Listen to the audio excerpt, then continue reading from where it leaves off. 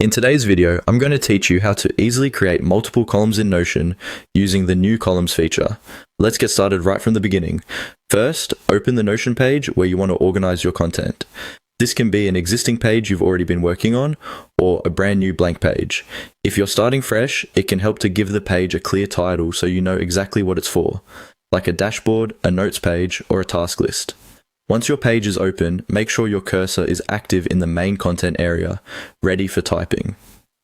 Now, to access the new columns feature, you'll use a simple / command. With your cursor on the page, type /columns. As you start typing, Notion will show you a menu of options that match what you've written. Look for the option that lets you create columns. This is part of Notion's built-in command system, which is designed to speed up your workflow so you don't have to dig through menus. When you see the columns option appear in the list, click on it. At this point, Notion will prompt you to choose how many columns you want.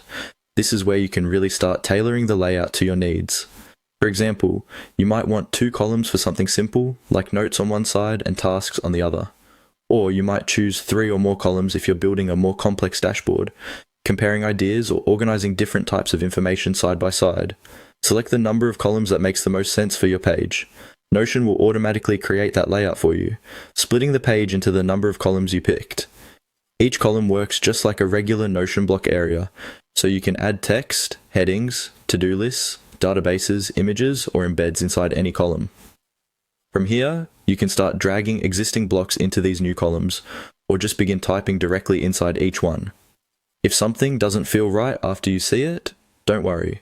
You can always adjust the content, move things around, or even delete and recreate the layout if you need a different structure later.